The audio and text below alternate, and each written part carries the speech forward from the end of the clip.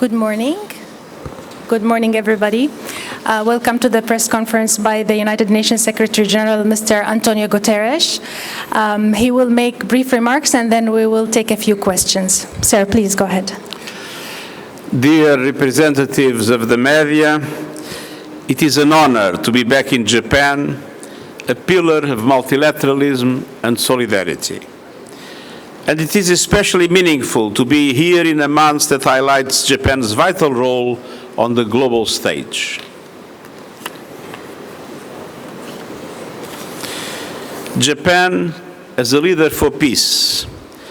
August marks the 80th anniversary of the horrors of Hiroshima and Nagasaki, and also the enduring commitment of the Japanese people to peace and disarmament, recognized most recently with the Nobel Peace Prize.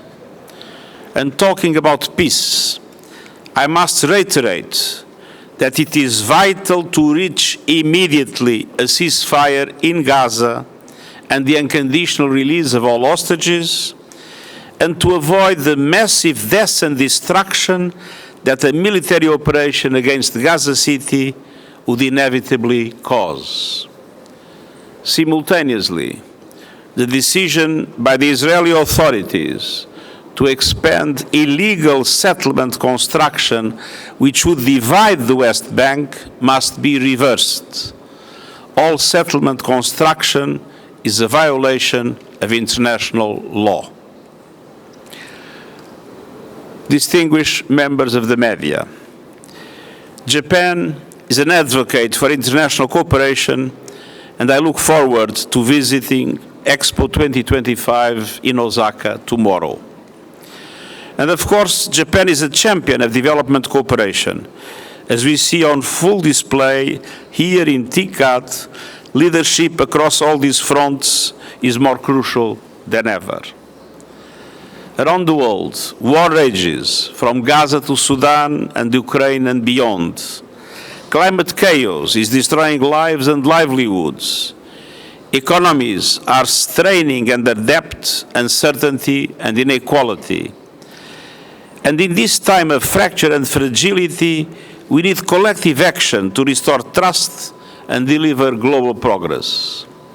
Our discussions at the TICAD summit focus on how partnership with Africa can strengthen solutions the world needs in peace, in global governance, finance, climate action, and digital transformation. First, there can be no development without peace. We need diplomacy to silence the guns and prevent escalation, humanitarian access to reach people in need, and strong support to regional efforts to rebuild trust and institutions. Second, fairer global governance and finance. Our institutions must reflect today's world, not the world of 1945. That means a Security Council that is reformed to be more representative and more effective. It also means fair representation across international financial institutions and the financial architecture that serves the needs of developing countries. Debt must not drown development. We need bold debt relief, increased concessional finance, and the tripling of the lending capacity of multilateral development banks, making them bigger, bolder, and better able to leverage private finance at reasonable costs. Third, investing in climate solutions. Africa has everything it takes to become a renewable superpower, from solar and wind to the critical minerals that power clean technologies. Yet it receives a tiny fraction of global renewables investment, and meanwhile, 600 million people still lack electricity. We must mobilize finance and technology so that Africa's natural wealth benefits African people first. And we must build a thriving renewables and manufacturing base across the continent. Clean power in Africa lowers energy costs, diversifies supply chains, and accelerates decarbonization for everyone. And we must scale adaptation from early warning systems to resilient agriculture. Fourth, deliver digital transformation. New technologies are improving lives, but we must expand affordable access and build capacity for artificial intelligence everywhere. I have submitted a report on innovative financing options to build AI capacity in developing countries. And we are also pushing for the establishment of an independent international scientific panel and the annual global dialogue on AI at the UN, so that every country can benefit from shared knowledge and have a voice in shaping AI governance. And across these efforts, we must put people first, investing in education, skills and decent work, expanding social protection, and ensuring women's full participation and leadership in economics, politics, and public life. Dear friends of the media, as we stand in Yokohama, we see more than a beautiful skyline, we see a window into the world. Yokohama reminds us that openness is a choice, especially in hard times. Whether it is in the aftermath of a great natural disaster or great war, Yokohama has shown that rebuilding takes trust, dignity, and commitment to a shared future. Let this city be our compass, resilient in adversity and united in purpose. With Africa in the lead and Japan as a trusted partner, let's carry that spirit forward, and I thank you. Thank you so much. We're going to open the floor for questions. There is interpretation from Japanese to English, but if you can ask the question in English, that would be preferable. And please indicate which your name and which media outlet are you on.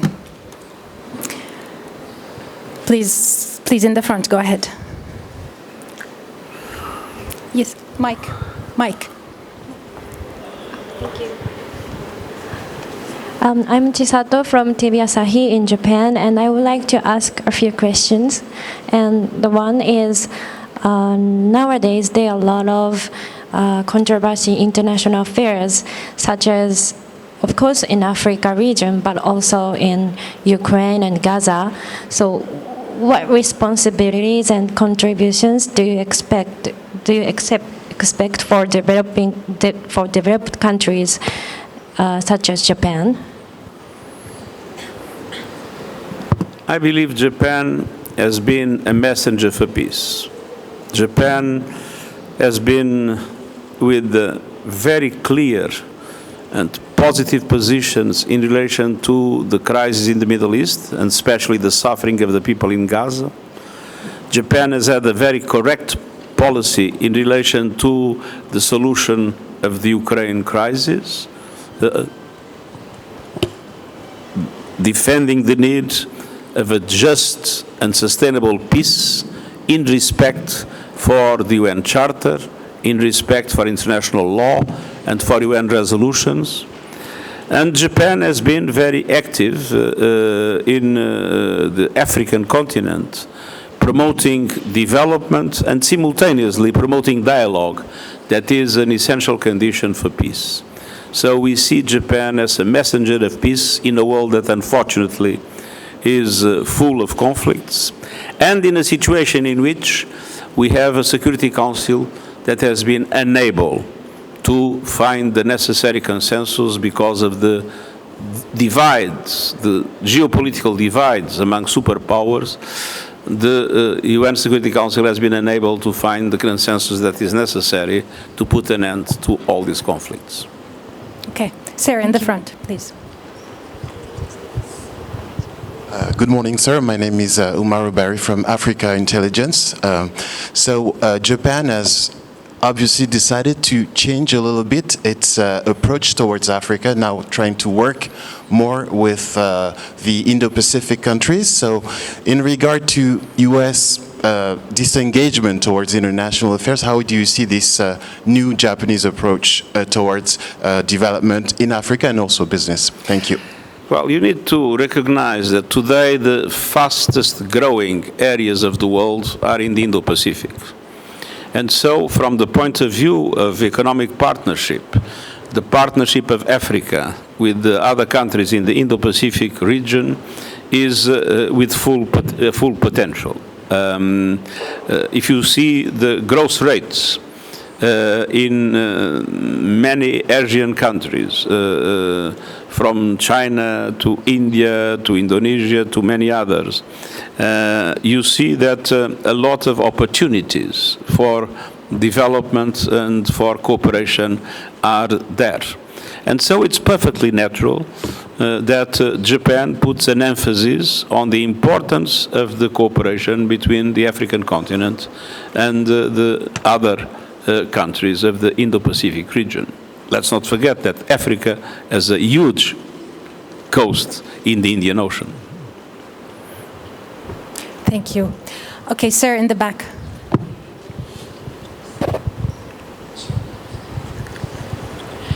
日本語でお尋ねします。被爆地広島に拠点を置く中国新聞の宮野と申します。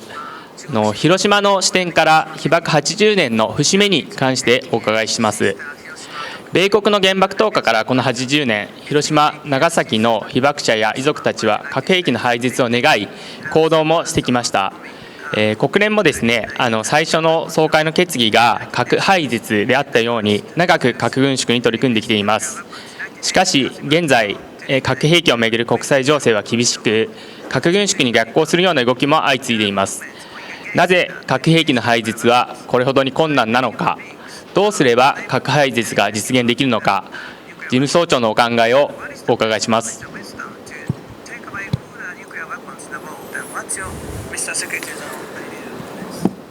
There have been many initiatives in relation to nuclear disarmament and non-proliferation. And nuclear disarmament and non-proliferation are two faces of the same coin.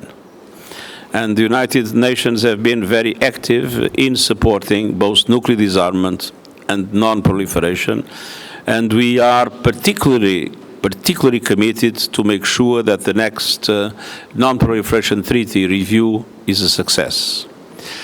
At the same time, we have now a convention for the elimination of nuclear weapons that is gathering more and more support around the world. And we believe that this is an extremely important initiative. I was extremely moved in my visits to Hiroshima and Nagasaki, and I've been twice in Nagasaki, 3 times in Hiroshima, by the Hibakusha and their testimony.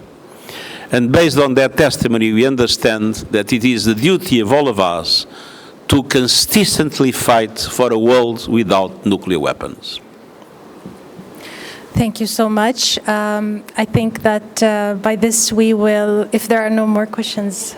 There is one question. There is one question. Go ahead. Microphone. My name is Itsuko Hirata, and welcome to Japan first. And thank you so much for your peaceful speech.